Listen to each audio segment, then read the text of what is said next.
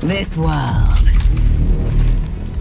and everything that's in it will burn.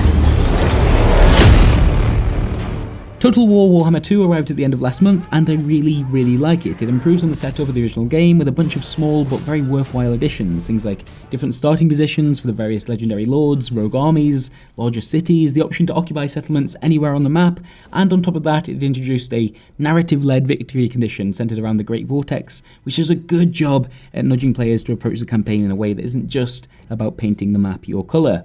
But the feature I've been most excited to take a look at wasn't actually there from day one. I'm of course talking about the combined campaign, now being referred to as Mortal Empires. It promises a brand new game mode that brings together the campaign maps of both Warhammer 1 and 2, creating what will be the largest Total War experience we've seen to date. And after speaking to its designers earlier this week, here's 9 things I think you'll want to know about this new mode. Number 1, we have a date now. It's being introduced as a free update on Thursday the 26th of October and can be played by anyone that already owns both Total War Warhammer and Total War Warhammer 2. You should see Mortal Empires pop up on the Warhammer 2 menu specifically, which means there's going to be a fairly substantial patch for that game come next week. Number 2, well, what is it actually?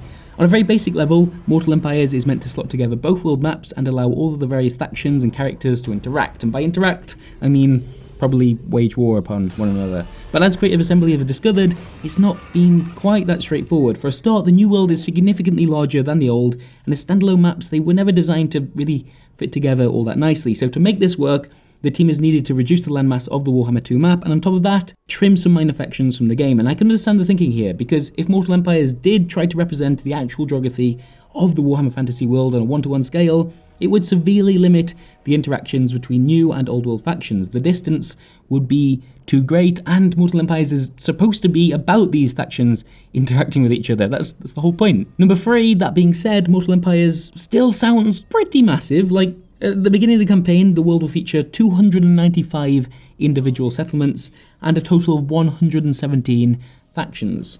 Compare that to the 132 settlements and 66 factions of the Warhammer 1 campaign, and it'll start to give you some sense of what to expect here. Number 4, and that, my friends, is going to lead to some pretty hefty waiting time between turns, as each of these factions, all 117 of them to begin with, perform their actions across the world. I've been asking Creative Assembly about how they intend to address this since the combined campaign was really first announced, and they finally come out and said what, if we're honest, we've all sort of suspected already. This is just going to take a while.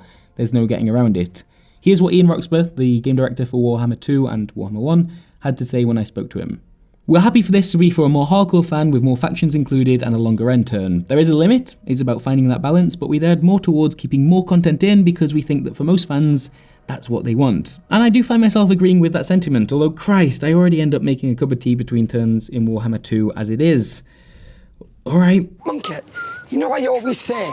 There's no other tea to beat PG. Yes? Well, if you're lying.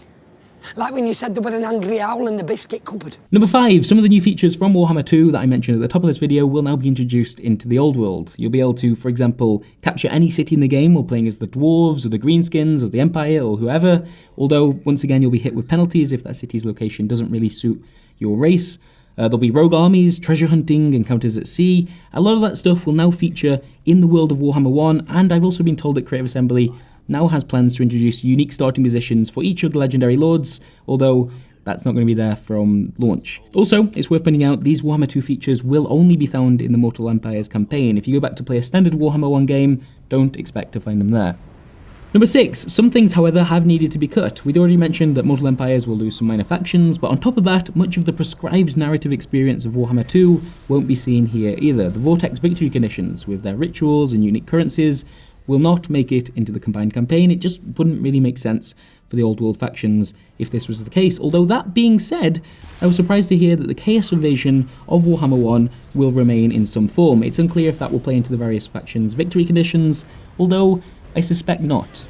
Number 7, because, speaking of victory conditions, they're different in Mortal Empires. The focus is almost entirely on sandbox gameplay, and so expect to be asked to control a large portion of the map if you want to win the game. Also, I'm told, in an effort to ensure that players do interact with both worlds, you'll find that each faction is tasked with controlling a number of cities outside of their starting location. The Empire, for example, will need to capture a settlement in Ulthuan to achieve victory. Now We unite! Number 8. All future DLC, both free and paid for, will be introduced to Mortal Empires. Each new race, faction, or legendary lord that Creative Assembly add to Total War Warhammer or Warhammer 2 will also be seen in this combined campaign. In many ways, this is meant to be the definitive Total War Warhammer experience. The end goal here is for everything to be included.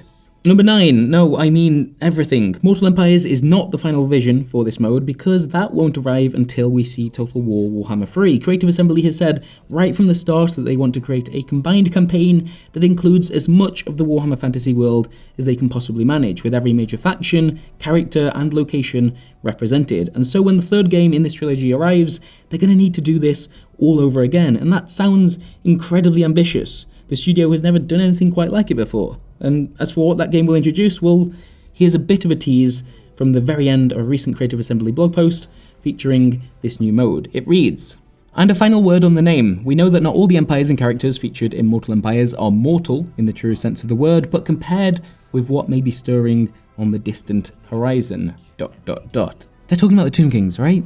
I guess we'll have to wait and find out. Anyway, thank you very much for watching. If you have any further questions about Mortal Empires, do let us know and we'll try our best to answer them. And hey, maybe we'll have some gameplay to share before too long. Who knows? I certainly didn't just suggest that. That's for sure. See you next time. I will destroy. For my holy wrath will know no bounds. Honor is all. Chivalry is all. Rejoice, for we, the Knights of Bretonnia, will be your shield.